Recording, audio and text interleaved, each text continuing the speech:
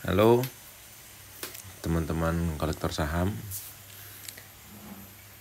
Saya tahu pada umumnya semua orang atau investor retail punya saham BBRI di portonya. Dan saat ini sebagian besar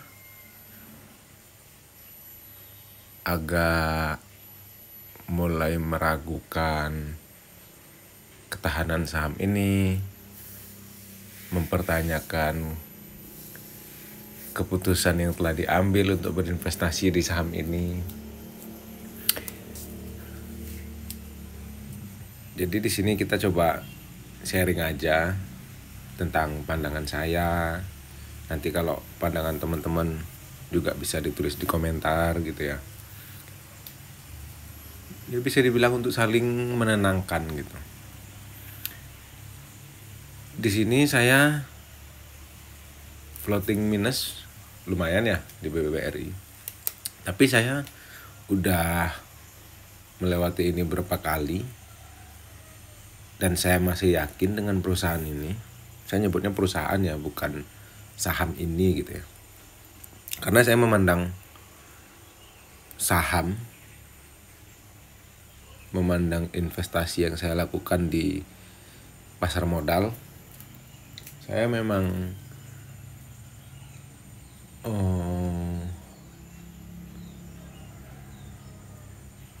membuat uang yang saya belikan saham itu menghasilkan uang kembali gitu, yaitu dividen.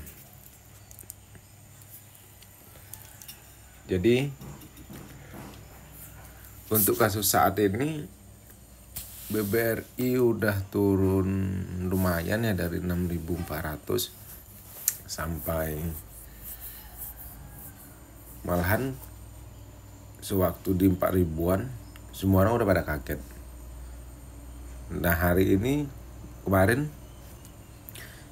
jebol 4.000, sekarang 3.800, mendekati harga right issue di 2021 waktu BRI butuh dana buat akuisisi Pegadaian ya sama PNM kalau nggak salah.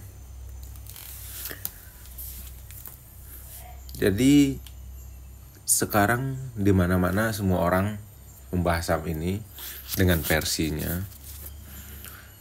Jadi teman-teman harus hati-hati, bukan hati-hati ya, harus pandai-pandai memilih referensi, mendengarkan masukan, dan tetap teguh pendirian seperti apa yang di-planningkan di awal begitu. Saya tadi ada lihat di salah satu video di YouTube ya, membandingkan BRI the next Unilever. Dan saya yakin pasti ada sih yang kemakan dengan pemikiran itu gitu, dan merubah pemikirannya jadi mempercayai hal itu gitu. Saya pikir beda ya. Misal gini,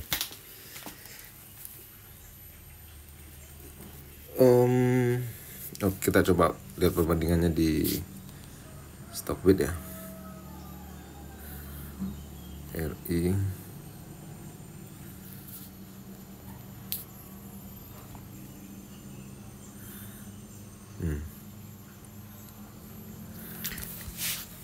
Unilever ketika turun dari masa jayanya di BEI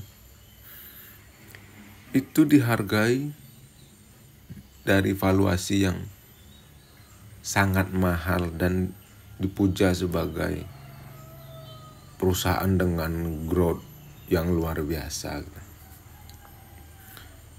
Tapi bagi saya, jujur saya nggak pernah sekalipun beli, apalagi berinvestasi di Unilever.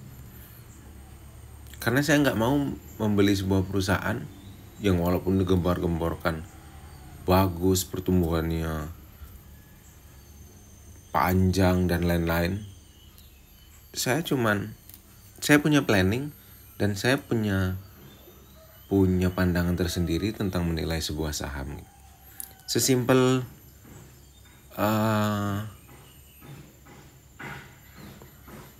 investor value investor. Jadi memandang sebuah perusahaan, kalau value investor kan dia akan membeli sebuah perusahaan yang murah dan menjual ketika perusahaan tersebut harga sahamnya dijual mahal, gitu kan. Kalau saya mencoba memadukan antara value investor dan dividen investor. Jadi saya membeli sebuah perusahaan menggunakan standar value investor, namun saya menambahkan kriteria dari standarnya dividen investor. Jadi kalau value investor kan nggak peduli kalau perusahaan tersebut bagi dividen atau tidak, yang jelas dia mengutamakan growth dari murahnya sebuah perusahaan di saat dia membeli. Kalau saya menambahkan harus bagi dividen, karena dividen adalah hal utama dan tujuan utama saya membeli saham sebuah perusahaan. Kelebihannya juga saya udah pernah bahas di video sebelumnya. Ketika kita mungkin salah atau masuk di waktu yang kurang tepat, ketika kita beli sahamnya masih terus turun, padahal kita udah menilai lumayan murah. Tapi ya begitulah dinamika pasar saham, turun. Nah, selama kita masih percaya dan terus membeli perusahaan tersebut, kita mendapatkan uang tunggu, entah setahun sekali, setahun 2 kali. Ya, itulah dividen. Dan menurut saya yang utama memang kita membeli perusahaan karena kan memang kita mau keuntungan yang kita dapatkan. Saya menggambarkan sebuah saham, kita punya uang dan sapi kita analogikan sebagai sebuah perusahaan. Harga sapi adalah capital gain. Hasil yang dihasilkan dari sapi adalah dividen. Entah bentuknya susu, pupuk, dan lain-lain yang bisa dimanfaatkan. Jadi selama kita merawat sapi tersebut, menjelang kita menjualnya di harga yang lebih tinggi dari harga pembelian, semisal nanti ketika hari raya Idul Adha. Nah, menjelang di antara waktu tersebut kita mendapatkan hasil susu, pupuk yang bisa kita jual kan. Seperti itu saya memandang sebuah saham. Nah, kembali ke sini. Sampai hari ini, sampai Unilever sudah dikatakan dicap sebagai contoh buruk penurunan harga saham. Maksudnya ketika salah satu saham ada yang jatuh terus dibandingkan the next Unilever gitu kan. Nih, kalian. Unilever sudah turun puluhan persen sejak masa kejayaannya. Hari ini pun Unilever pernya itu di 18. PBV-nya di 19 kali. Luar biasa kan? Kebayang gimana waktu dia di masa jaya. PBV-nya puluhan kali, PER-nya puluhan kali. Ini kita membaca valuasi yang paling simpel aja kan, nggak buka laporan keuangan bla bla bla gitu. Dibandingkan dengan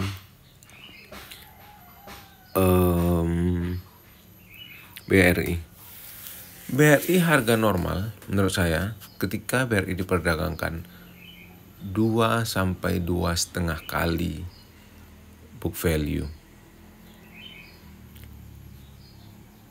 Nah saat ini BBRI jatuh turun ke 1,8 kali book value. Sekarang book value BRI itu kalau nggak salah 2.133. Jadi untuk saat ini sekitar 1,8. Nah, gimana kita mau kuat kalau kita hold Unilever yang terus turun, sementaranya harganya masih begitu mahal. Kalau saya juga nggak kuat, makanya saya nggak pernah beli Unilever. Kalau BRI untuk di situasi saat ini,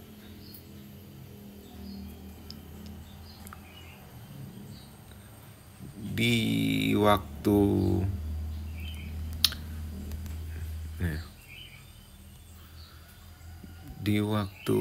BRI dihargai 2,5 kali, dan misalnya saya beli di ketika itu, mungkin saya hanya mendapatkan dividen total dalam 1 tahun itu sekitar 4-5%. Nah di hari ini, di harga yang saya beli pun di 4.300, ini PBV 2 kali ya. Saya dapat di PBV 2 kali. Minus 10 juta, 10%, 10,97. Di harga ini, saya masih bisa mendapatkan dividen hampir 8%. Jadi apa yang saya maksud? Di balik penurunan harga sahamnya, itu tidak mencerminkan penurunan kinerja. Walaupun memang kita tahu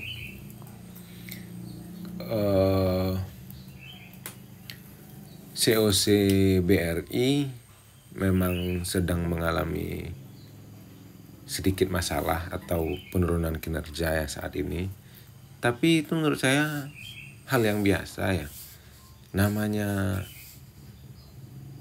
sebuah usaha, naik turun dikit atau ada masalah dikit ya biasa kan. Jadi nggak mesti kita kalau labanya turun dikit terus kita jual, enggak. Saya mentoleransi sebuah perusahaan itu 2 kuartal. Jadi jika satu perusahaan mengalami penurunan kinerja di 2 kuartal dan kuartal 3-nya berpotensi mengalami penurunan yang berkelanjutan, baru saya mulai memutuskan untuk melepas perusahaan tersebut. Tapi kalau masih sekali itu biasa. Tapi ini dikecualikan sektor komoditi ya. Kalau komoditi kan siklikal, emang perhitungannya dan cara pandangnya sedikit berbeda. Tapi ini teman-teman jangan salah sangka ya. Memang BRI dan Unilever berbeda sektor. Jadi saya bukan membandingkan BRI dan Unilever seutuhnya gitu ya. Saya hanya membandingkan contoh kasus penurunan harga di 2 saham ini gitu. Jadi menurut saya kurang tepat kalau kita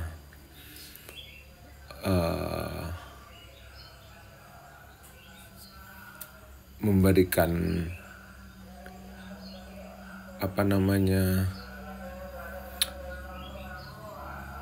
judul BRI The Next Unilever, menurut saya kurang tepat karena situasi dan kondisinya sangat berbeda. Kalau saya planningnya yang terdekat besok tanggal 15 itu interim dari BRI cair kan. Nah, itu salah satu contoh keuntungannya. Saya bisa jadi punya cash gitu. Walaupun entah langsung saya belikan BRI atau belikan saham lain atau saya biarkan menjadi cadangan di RDN. Tapi ada uang tunggu gitu loh.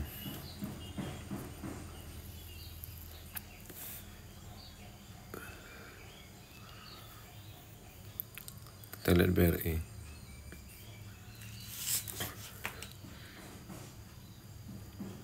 Diproyeksikan BRI tahun 2024. Ini kan belum keluar ya, kuartal 4. Itu memiliki EPS 401. Di mana 401 jika diasumsikan dengan payout ratio DPR yang biasa 85%, di harga sekarang di 3.860 kita bisa mendapatkan dividen total 8,4%. Dan jika kita hold sampai 2025, ini hitungan kasar dan prediksi para analisnya, EPS-nya menjadi 423. Di mana di harga 3860 ini kita mendapatkan 9% di tahun depan. Dari sebuah perusahaan yang sudah sangat besar seperti ini, 9% itu hal yang langka menurut saya.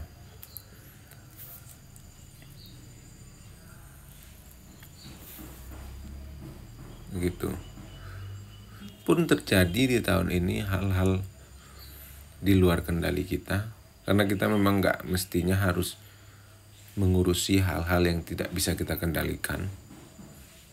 Kita hanya bisa memanage hal yang bisa kita kendalikan langsung, seperti portofolio pribadi kita, ketakutan yang kita punya. Misal ya, tahun ini terjadi goncangan ekonomi yang luar biasa dahsyat. BRI turun ke 2.500 deh, terparah misal. Di bawah mendekati harga COVID deh, 2.100. Kita katakanlah floating minus 50%. Ya selama kita nggak jual kepemilikan kita, ya kita tetap bakal dapat dividen. Ini sudah dibuktikan ketika 2020 BRI masih bisa memberikan dividen kepada pemegang saham di kondisi yang seperti itu, bayangkan.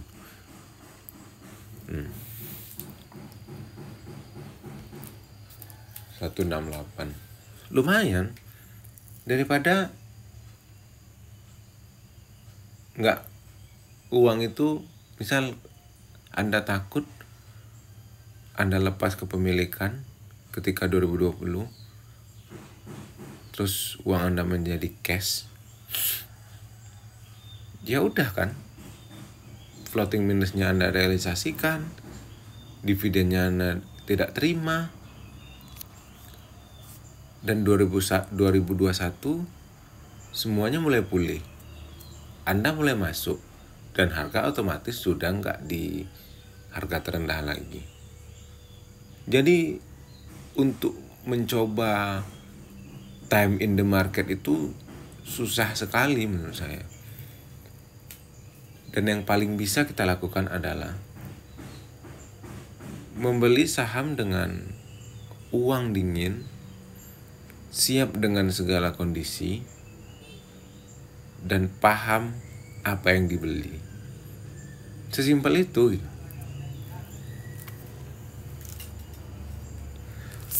Kalau mau dikombinasikan dengan teknikal, bandarmologi, ya sedikit-sedikit gak masalah. Yang penting tujuan utama kita membeli saham adalah analogi sapi seperti yang saya katakan tadi. Jadi dengan minus berapapun seperti hari ini, saya tetap gak lepas kepemilikan saya. Karena saya masih yakin, masih dalam skenario BRI tidak turun kinerja 2 kuartal lebih, ya semuanya berlanjut.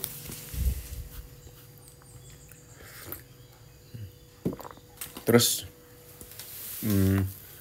apa dikatakan, oh saya hari ini floating, berarti saya masuk di waktu yang tidak tepat.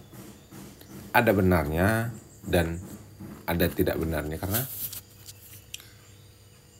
kalau soal harga, saya setuju dengan para pencinta bandarmologi. Harga saham di BEI benar memang, saya akui itu dipengaruhi dan dikendalikan oleh beberapa investor besar. Kita sebut saja asing, misal di BBRI ini. Kepemilikan asing di BBRI adalah mayoritas free float, sekitar 49% yang disebar di BEI. Dari 49% tersebut,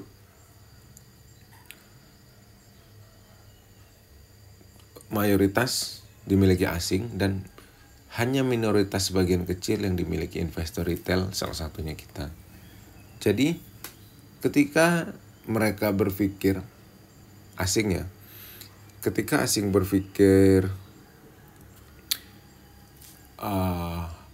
kepentingan mereka ingin menjual, ya udah, berarti tekanan jualnya akan lebih tinggi dan harganya pun akan jatuh. Gak peduli fundamental mau lagi bagus, mau sedang jelek. Kita contoh ini kalau gak percaya ya. Saham Tins. Ada yang ingat gak? Dia jatuh ke 500-an sekitar awal tahun kemarin. Itu karena apa? Itu karena kasus korupsi suami Sandra Dewi mencuat ke publik. Dari harga 2.500-an stabil, sepanjang tahun jatuh sampai ke 500. Di titik ini, ketika dia naik ini, justru ketika kasus tersebut lagi hangat-hangatnya. Nah, berarti kan bisa kita simpulkan, kalau ada yang bilang fundamental is dead, itu berlaku di harga saham, tapi tidak berlaku di perusahaan. Misal gini, nah ini apanya harga sahamnya naik ketika perusahaannya kinerja sedang jelek. Gak mungkin, tapi terjadi kan. Nah itu karena mayoritas pengendali di saham ini adalah asing. Kalau mereka mau naikin sewaktu kinerja jatuh ya bisa, atau sebaliknya mereka mau turunin harga ketika kinerja sedang moncer, bisa. Itulah yang saya maksud. Tapi kalau di mindset kita nggak boleh mengikuti arus seperti ini.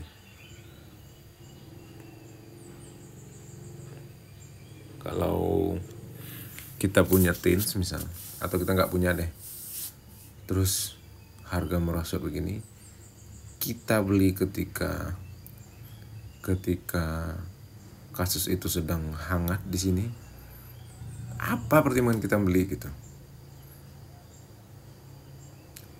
Karena kita nggak tahu asing itu punya pikiran bakal menaikkan saham ini setelahnya, bahkan di saat yang sama. Nah, ketika kita mencoba mengikuti mereka, mengikuti asing, kita beli di sini misal, terus turun, terus kita nggak kuat di sini karena kita nggak ada pegangan lagi. Misal kita punya pikiran, hold aja, siapa tahu asing naikin lagi. Itu kan kita hanya berandai-andai gitu. Nah, ternyata kita jual di sini. Nah, ternyata mereka naikin lagi. Nah, gitu. Jadi nggak ada pegangan, nggak ada prinsip yang kuat untuk kita hold sebuah saham gitu. Nah, sebaliknya jika kita punya prinsip tersendiri, seperti di BBRI hari ini, menurut saya kinerjanya masih oke gitu kan. Nah, ternyata diturunin sama asing, harga di markdown. Ya, saya sebagai orang yang berprinsip dan mempercayai saham ini, saya menganggap hal ini adalah diskon begitu. Saya berani beli. Karena apa? Saya punya pegangannya, saham ini masih dalam kategori bagus menurut saya, dan saham ini dijual di valuasi di bawah biasanya, profitnya masih tumbuh dan stabil walaupun tipis. Jadinya murah kan? Ibarat beli sebuah barang, beli rokok harga 20.000 di hari biasa, tiba-tiba kita beli rokok harganya 15.000, artinya murah kan? Begitu. Beda cerita ketika rokok tersebut dari 20.000 dan ternyata viral bahwa rokok itu isinya ada sesuatu atau apa gitu, terus harganya turun dan kita beli, itu murah nggak? Enggak. Itu rokok bermasalah, itu perusahaan bermasalah. Begitu. Jadi semisal nanti turun sampai 2.100, 2.500, saya kuat nggak? Ya kuat, karena uang yang saya belikan saham ini memang sudah saya siapkan untuk stay di saham ini untuk waktu yang lama.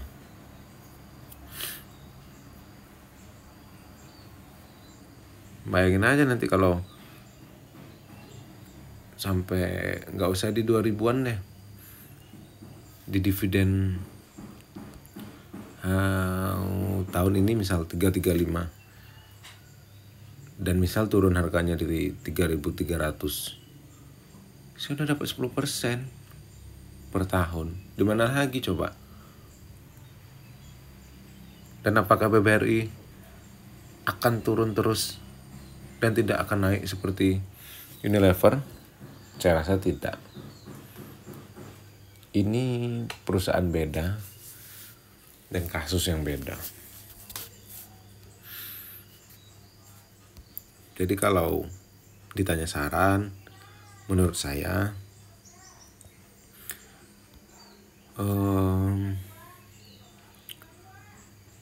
kalau Anda ada uang dingin lagi, cicil aja pelan-pelan.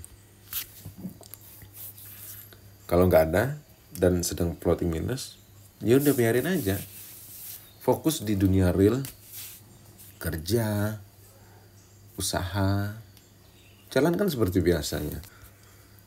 Nggak usah terlalu dipikirkan investasi yang sudah ada dan menurut Anda sudah aman dan tepat, ya biarin aja. investasi itu nggak selalu naik dan nggak selalu turun, tapi dia naik turun.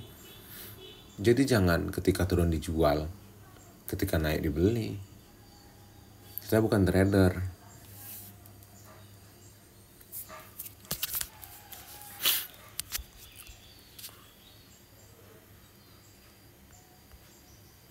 Apalagi ya,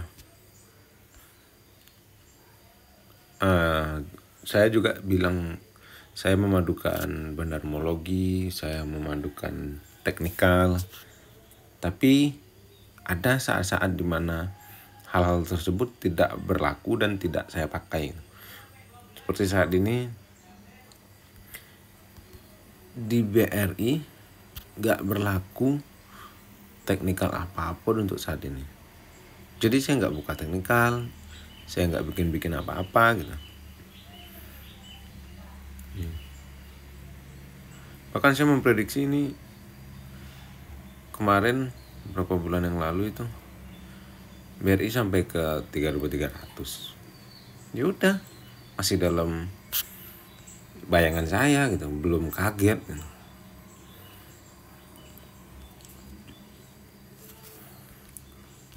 Nanti di tanggal 30 BRI bakal rilis laporan keuangan ya. 48T IPS 100 berarti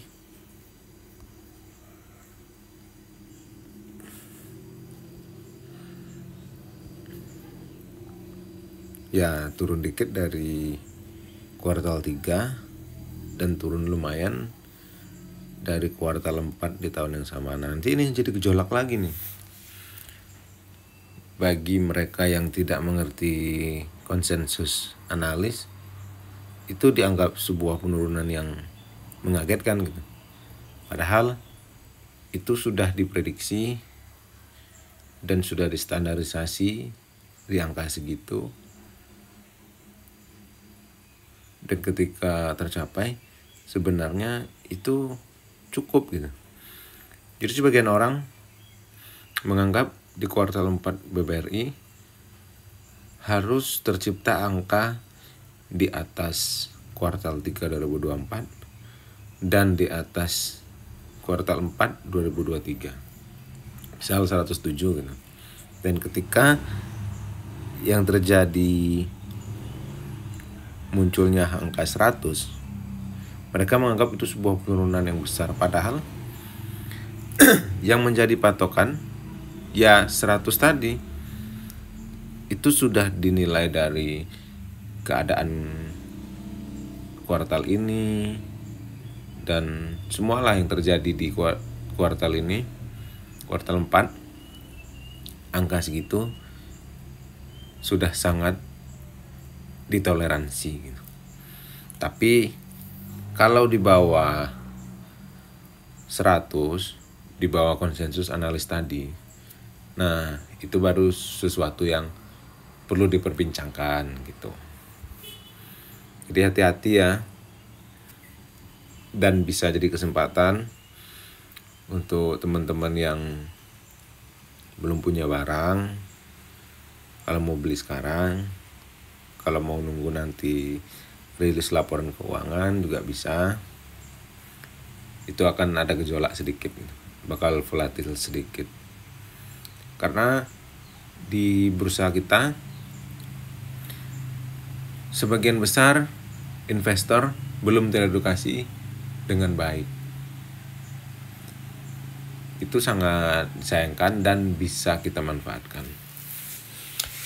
Itu saja ya. Terlalu panjang dan ini hanya curhatan-curhatan, bukan pembahasan yang begitu mendalam. Ini hanya pandangan-pandangan saya. Saya bisa salah dan saya juga tidak perlu diikuti, tidak perlu dicontoh. Kita semua lebih baik punya pandangan tersendiri dan semua yang kita lakukan adalah tanggung jawab kita sendiri. Tetap sehat dan teruslah berinvestasi, jangan salah jalan.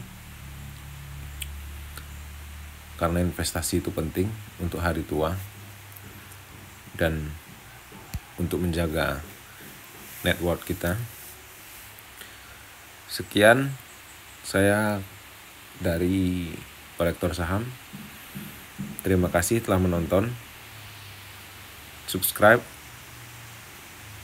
dan tonton terus video-video selanjutnya. Sampai jumpa.